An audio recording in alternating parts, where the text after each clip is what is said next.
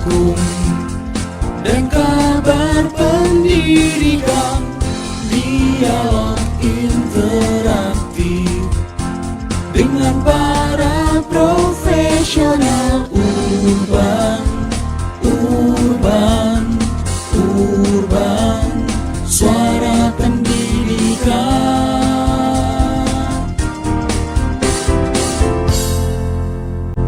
Masih bersama dengan saya Wiga di program Urban, ulas peraturan hukum dan juga hal-hal yang penting untuk Anda semuanya pastinya ya di kesempatan pagi hari ini. Nah, untuk kawan-kawan tadi yang sudah bergabung, saya ucapkan selamat pagi dan juga selamat bergabung, dan baru saja yang bergabung ini juga selamat pagi dan juga selamat bergabung ya.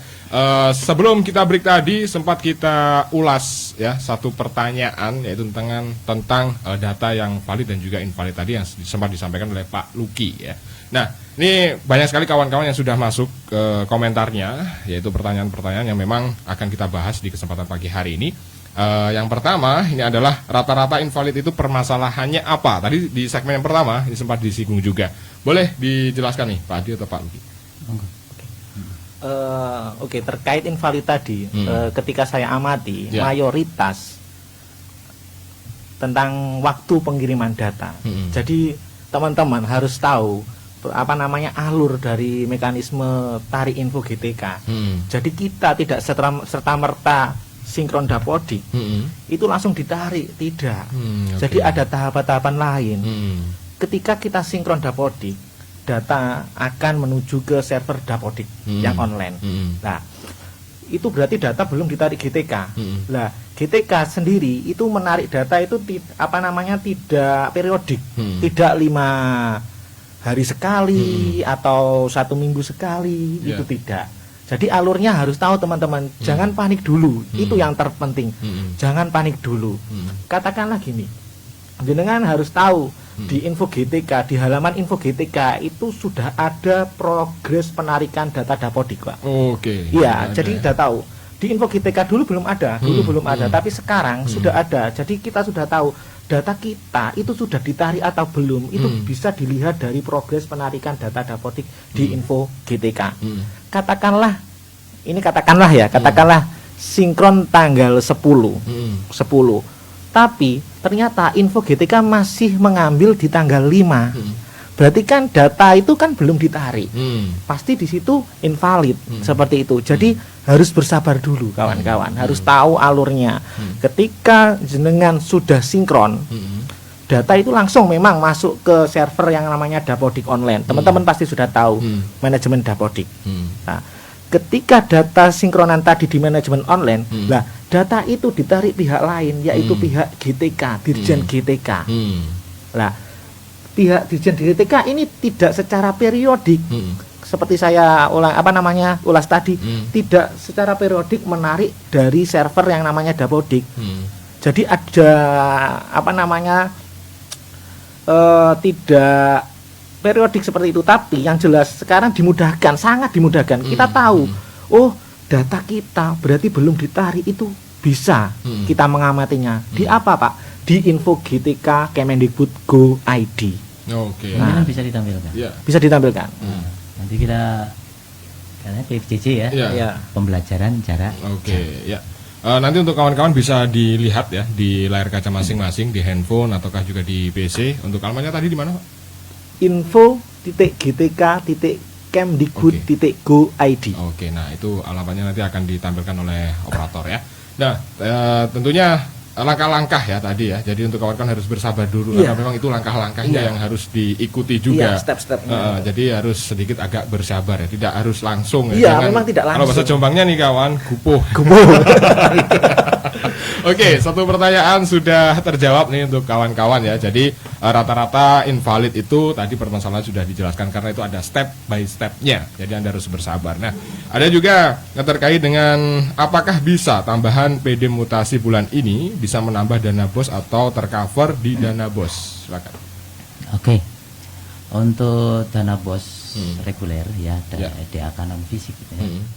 Kita sudah keluar itu Permendikbud nomor 8 kalau saya nomor 8 2020 tentang itu. Kita juga sudah membuat surat edaran bahwa sesuai dengan ketentuan yang tertuang dalam Permendikbud 8 2020, data yang digunakan untuk penyaluran data BOS tahap 1 dan tahap 2 adalah data 31 Oktober 2019.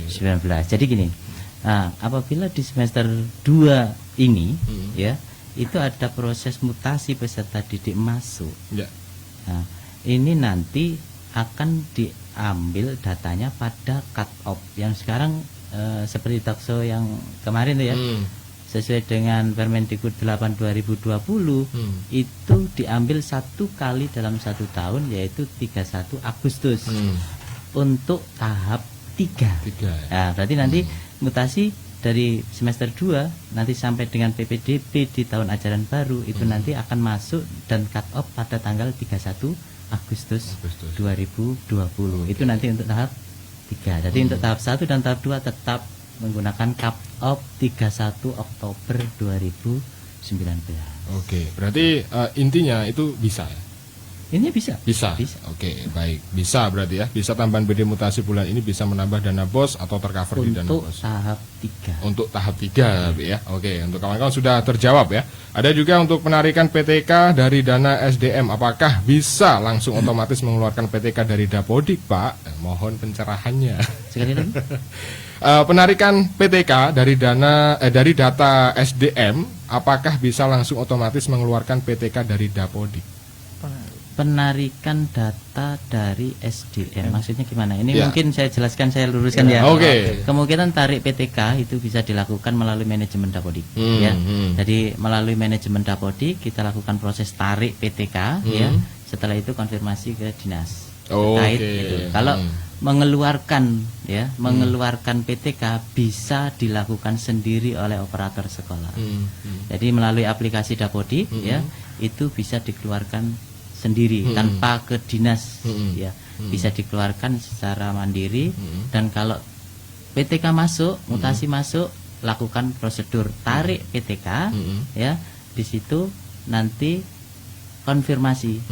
Nah, kalau kita sudah menerapkan konfirmasi itu berbasis online, jadi setelah teman-teman operator melakukan proses tarik ya, isi link yang sudah kita siapkan untuk mengupload berkas surat mutasi yang dari yayasan atau mutasi dari kepala dinas, itu daripada jauh-jauh dari sekolah ke dinas kan gitu ya.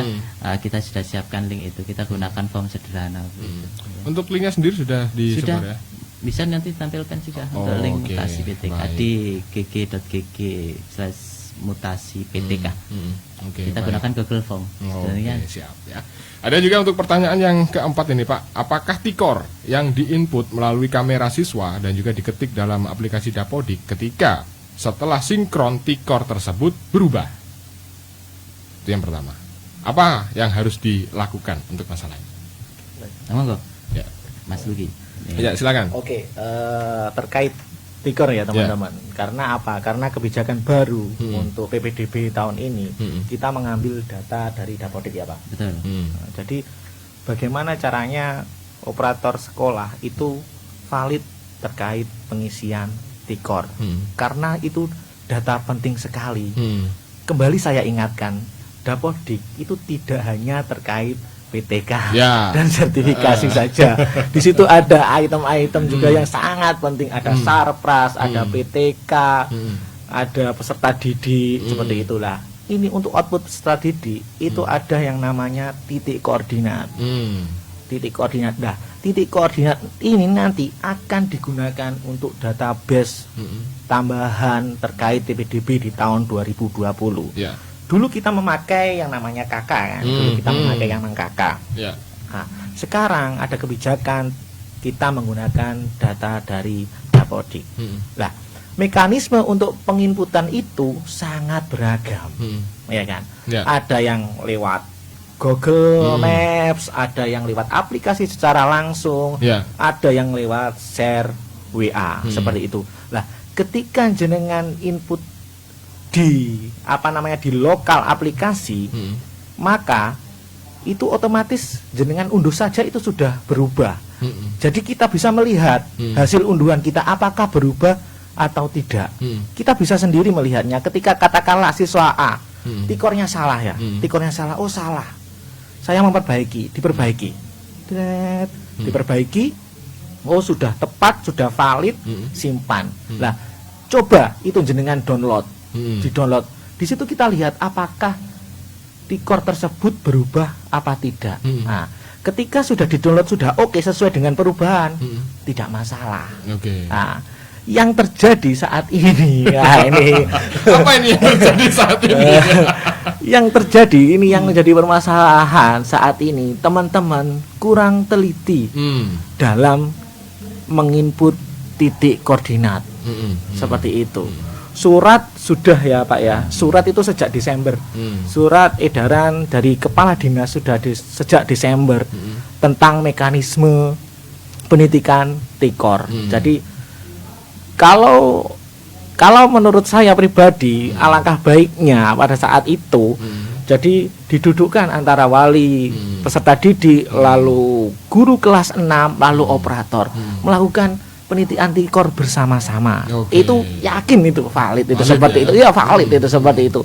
Nah, itu disimpan sudah selesai valid. Nah, yang terjadi sekarang banyak tikor yang tidak sesuai, kurang sesuai. Ada beberapa seperti itu. Nanti akan dilakukan verifikasi lagi terkait hal itu.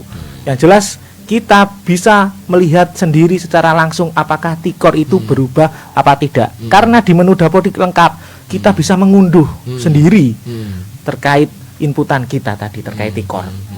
Jadi kalau misalnya tidak valid, ini bisa divalidkan lagi. Bisa, ya? bisa. Input lagi. Iya, bisa. Sampai benar-benar valid ya. Nah, itu Pak, deadline-nya seharusnya deadline-nya sejak kemarin. Tapi melihat kondisi data seperti itu, nanti saya akan komunikasikan ke pihak yang terkait. Ini pihak SMP karena yang membutuhkan data terkait hal itu pihak SMP, Pak. Seperti itu. Ini bagian dari verifikasi. Verifikasi karena kita pada awal bulan Februari. Desember. Enggak, kita buat berkirim surat ya. Oh ya, ya. Dari ini bagian dari verifikasi. Kita sudah berkirim surat ke LPMP sesuai dengan arahan pusat. Untuk mengambil database tikor, database tikor. Ini ternyata setelah kita terima databasenya dan kita cek, ternyata dari penjelasan teman-teman LPMP itu diambil dari data Mars, data kecamatan dan desa. Hanya itu, bukan tikornya yang diambil. Nah, jadi kebijakan diserahkan ke daerah, dipakai monggo, diverifikasi ulang monggo. Jadi ternyata kita sepakati untuk verifikasi ulang. Oke, baik ya. Nah, menyambung pertanyaan tadi nih Pak Luki, apakah harus mantau untuk masalah tikor ini? Ya jelas. Ya. Jelas pasti itu. jelas harus pantau. Karena ini katanya karena kita tidak selalu pantau untuk masalah tikor. Salah ini ya. Oke. Apa yang membuat tikor itu berubah setelah sinkron? Saya kira ketika notifikasi dari hasil simpanan itu sudah berhasil, saya kira tidak berubah. Tidak berubah. Tidak berubah. Oke. Kita sebenarnya ya Mas ya, sebenarnya itu ketika kita nggak perlu sinkron loh, nggak masalah. Yang penting di lokal, di lokal Dapodik itu sudah valid. Oke. Sebenarnya masalah untuk tikor ini masalahnya ke metodologi, ke metode penginputannya. Modelnya yang dipilih itu model yang mana? Pakai model WA, apa model penitikan secara manual di Google Maps seperti itu, atau copy paste seperti itu. Jadi kan coba teman-teman, kalau kita WA saja share log, kan bisa nyasar kemana-mana, iya kan Pak? Lah kan itu ada metode khusus. Apa metodenya? Kan kita tidak serta-merta lalu kirim map lalu tekan, kan tidak. Di situ ada notifikasi keakuratan data, di bawah keakuratan data. Semakin dekat, katakanlah jangan sampai ketika di situ masih 1000 meter jenengan kirim, pasti nyasar. Ditunggu dulu jaringannya, ditunggu sampai mendekati, katakanlah 10 meter, 5 meter baru dikirim. Oke, valid. Nah, seperti itu. Begitu caranya. Itu menggunakan WA. Seperti itu. Dan ada lagi yang menggunakan Maps seperti itu. Ini sebenarnya sudah kemarin sudah lebih akurat, duduk orang tua wali, ya, Iya benar. peserta didik, Iya. operator. Operator itu lebih oke. akurat. Karena nanti akurat ya. satu umpama data yang kita sajikan tidak akurat, nanti akan meledaknya di Iya. DPDP nanti. Nanti di WDP Semoga nanti. sih tidak ya. Ya, Semoga saya lancar ya. Oke, baik. Nah, itu terkait dengan pertanyaan-pertanyaannya, semuanya sudah dijawab oleh Pak Adi dan juga Pak Luki, kawan, di kesempatan pagi hari ini karena kita merupakan sosialisasi data Dapodik 2020 ya. Nah, terkait dengan tadi kita bahas seputar input GTK juga, ada juga entitas data ini Pak Adi. Iya, tentang entitas data. Nah, Entitas data Dapodik ada substansi pendidikan di situ ya. Ada sekolah, ada pendidik dan tenaga kependidikan, peserta didik dan satgas. Oke. Nah, di sini yang paling banyak dilakukan proses pemutakhiran sampai dengan saat ini dari dulu ya, dari lahirnya Dapodik dari tahun dari perjalanannya panjang sekali. Yang diumek itu apa? PTK. Kenapa? Perubahan merubah itu loh sulit. Mindset ya. Iya, mindset itu Oke. sulit. Karena untuk sertifikasi, ya, padahal apa, pemanfaatannya itu banyak. Sekarang sudah mulai itu dari sarana prasarana. Kita melakukan proses pemutakhiran untuk sarana prasarana untuk DAK, ya DAK fisik. Dan perlu diingat teman-teman, ya DAK fisik terakhir cut off tanggal 15 April. Itu untuk fisik 2021. Cut off data harus sudah benar dan akurat sesuai dengan kondisi real. Nah ini penting, kondisi real. Nah, ini cut off-nya tanggal 15 April 2020 untuk DAK fisik 2021. Ya, kan seperti itu. Ini yang kedua adalah peserta didik. Kita untuk peserta didik sendiri ngacu Permendikbud 8 ya 2020 untuk penyaluran dana BOS, ya alokasi dana BOS. Nah, untuk peserta didik ini kemarin kita cut off tanggal 31 Oktober ya 2019. Nah, untuk peserta didik ini juga seperti itu sama. Ya, dari data yang diinputkan oleh lembaga itu juga masih banyak yang belum lengkap, belum lengkap. Nah, di sini perlu ada apa ya? Saling ngopeni data ya. Tidak hanya operator sekolah. Tanggung jawab mutlak ada di kepala sekolah. Oke. Ini ya. Jadi tanggung jawab mutlak ada di kepala sekolah. Nah, yang tidak asing, yang tidak diragukan lagi adalah data PTK. Ini data PTK. Ini yang pasti kita tunggu-tunggu. Ya. Oke, baik, berarti kerjasama antara operator, antara kalau peserta didik ya orang tua wali ya, dan yang menjadi tanggung jawabnya di sini yang bertanggung jawab adalah kepala sekolah ya. Jadi harus benar-benar lengkap ya, karena memang Dapodik memang banyak ya Pak ya, cabangnya banyak. Banyak sih Pak. Baik itu peserta didik untuk BPDB ya, dan juga dana BOS, penyaluran dana BOS tadi, ini banyak sekali poinnya. Nah, tentunya ini kebijakan-kebijakan yang ada di tahun 2020 ini terkait dengan Dapodik ya. Ini ada tadi dijelaskan ada sarana prasarana juga ya Pak Adi ya. Iya. Ada juga Sarana prasarana ini edaran juga sudah kita proses. Oh, sudah dikirim juga? Sudah kita proses, belum turun. Oh, belum turun ya. Ya, untuk sarana prasarana untuk cut off di 15 April. 15 April ya. Jadi untuk kawan-kawan yang saat ini melihat ataupun menyaksikan ya siaran streaming kami di fanspage Facebook Radio Suara Pendidikan Jombang, silakan untuk kawan-kawan yang kalau ada yang bingung.